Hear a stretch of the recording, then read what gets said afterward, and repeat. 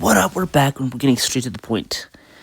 Does Ezekiel 32 verse 21 refute the deity of Jesus in Isaiah 9:6 within the Hebrew? Now we know that here it says that he's going to be called El Gibor right there. You see El Gibor? Their objection is here it doesn't say El Gibor and it would be grammatically corrected to be translated in English and in Hebrew, but I'll tell you why later. And when you see where it says Elle, you click on here, you get God, God, God, God, God. So that's their objection. Because this title is used somewhere else, therefore this can't be about God. Now let's refute it. We know names like El Elyon and El Shaddai are only used of God and God alone. Number two, El can mean different things. Doesn't have to always be about God, depending on the context and if it translate grammatically. I'll give you an example. Micah 2:1. Micah 2:1. And you pull up the Hebrew. There it is. To God of their hand. If we're going to translate literally, but obviously it's power within this context because El can also mean mighty people in power. And that implies here. And that's what the context, it's about mighty people because this Ezekiel 32 is about Egypt. And number two, Giburim is never used of God.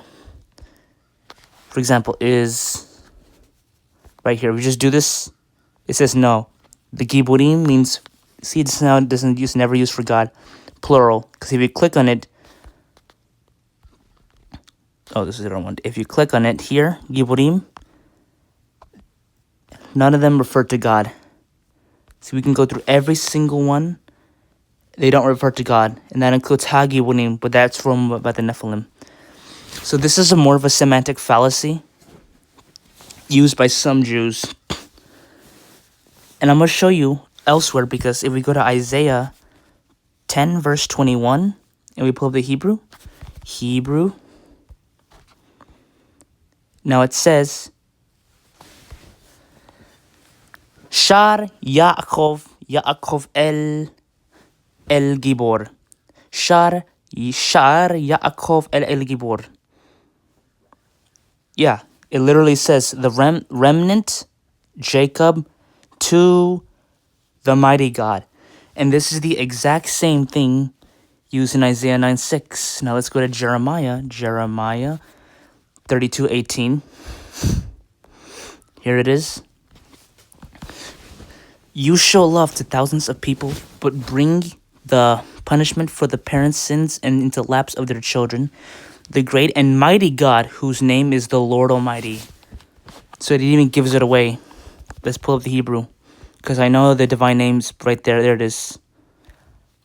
Ha'el, the God, the mighty God. Oops, yeah, it says right here. The great mighty God, Yod He Vav He. It's right there. So in this context, just because Il is here used, Il can mean something else like strong men. But it will give it away depending on its context. Because it wouldn't make grammatical sense to translate mighty God here. And speak to him, mighty God, out the midst of Sheol. That doesn't make grammatical sense if you're translating from the Hebrew to the English. And if you read the context of Ezekiel 32, if you read the context, you'll see it's about Egypt. So we start in verse 17, and you can guys read it on. Here, let's see, we can start around verse 20. They will be followed, and they're one of the mighty leaders. So it's about leaders of Egypt. Because they are basically, these are the people, not necessarily the Pharaoh himself, but it's a prophecy, basically. Now, if we go to, let me show you the lexicon. I'm just going to use an example right here. Because if we click on this,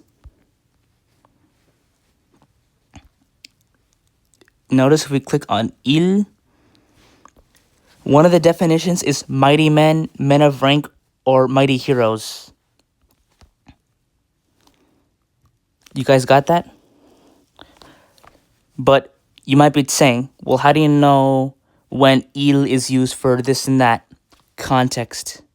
So let's read Ezekiel 32 again. Oh, I got Jeremiah 32. Ezekiel 32.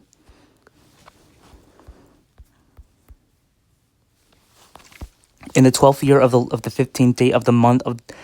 In the 12th year, on the 15th day of the month, the word of the Lord came to me. Son of man, wail for the hordes of Egypt, and consign to the earth below, and her daughters of the mighty nations, along with those who will go down to the pit. Say to them, are you more favored than others? Go down and be laid among the uncircumcised. They will fall among those killed by the sword. The sword is drawn. Let her be dragged off with the hordes. Within the realm of the dead, the mighty leaders of each will say, and her allies, they have come down with a lie, with the uncircumcised, with those killed by the sword.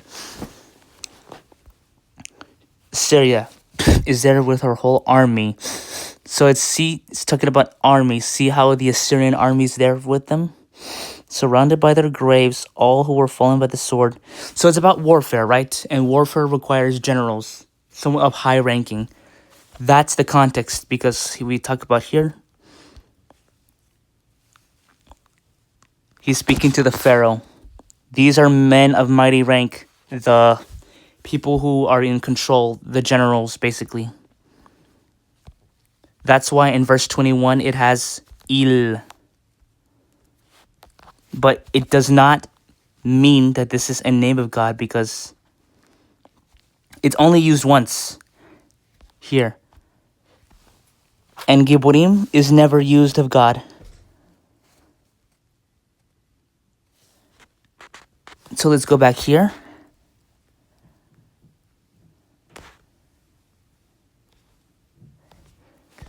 You see the difference? El Gibor, Eli Giborim, they're not the same.